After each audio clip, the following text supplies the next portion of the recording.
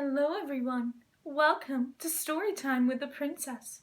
Today we're going to be reading from 5-Minute Princess Stories, and the story is called Buttercup the Brave.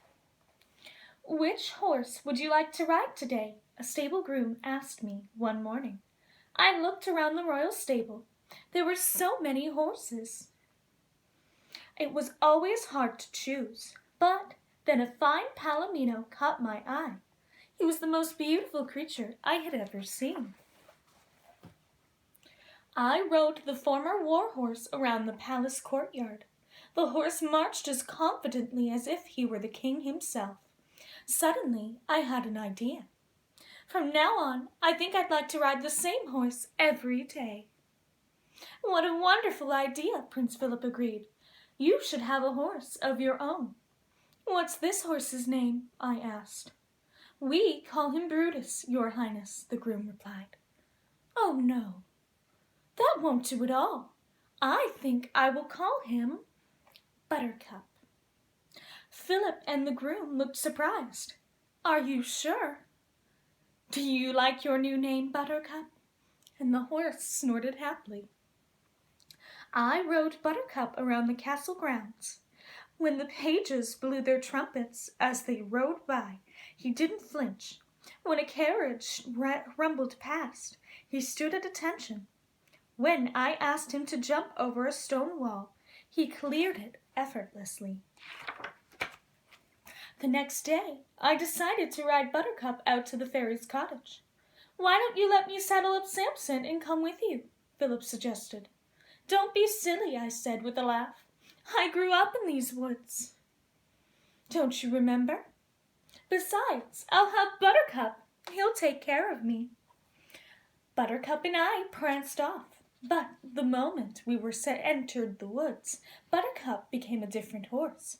He began to walk slowly and look around nervously. When some of my woodland friends appeared, Buttercup tried to run away. What's the matter, Buttercup? Why, there's nothing to be afraid of. I couldn't believe he changed. He was even afraid to step over a branch. When I asked him to walk through a forest stream, he nearly fainted. By the time I reached the cottage, I was feeling a bit frustrated.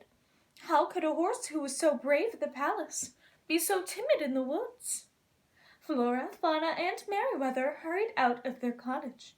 Oh, what a beautiful pony, Merryweather exclaimed, and I sighed. He is beautiful, but he seems to be afraid of everything in the woods. Oh, I'm sure it will be all right, Flora said. You'll just need to be patient with him, that's all. Yes, dear, be patient, Merryweather agreed, but she sounded distracted. She moved closer to the horse. What a nice coat he has. And such shiny hooves, Fauna added. Though he might look even nicer if his hooves were just another color, Merryweather moved. Zap! With her magic wand, she changed Buttercup's hooves into blue. You can see there, they're blue now. Oh, don't be silly, Flora exclaimed. A horse shouldn't have blue hooves. On the other hand, he might look pretty in pink. Zap! Buttercup's hooves turned to their normal color, but the rest of him turned pink. Quit that, Merryweather cried. Blue.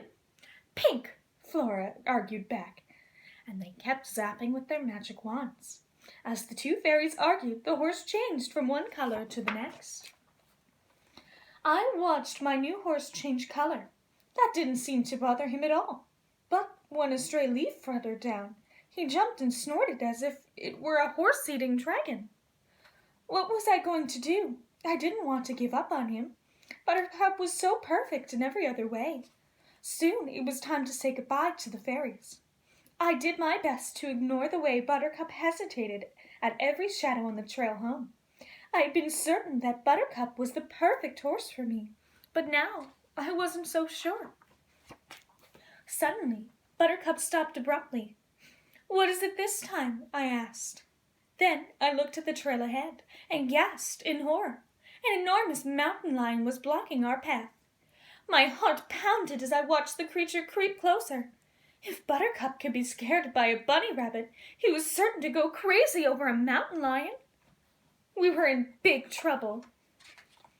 To my surprise, Buttercup didn't panic or try to run. Instead, he stood proudly and puffed himself up to look even bigger than he was. He planted his hooves and snorted angrily at the mountain lion. Then he marched forward and struck out at the lion with one of his front hooves. I hung on. I was still scared, but it seemed that Buttercup wasn't.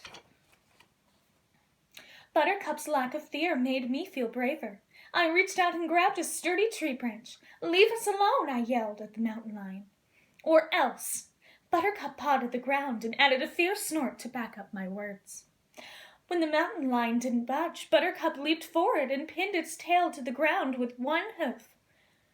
Then I reached out and gave the lion a smart rap on the nose with my branch. The lion let out an embarrassed yowl.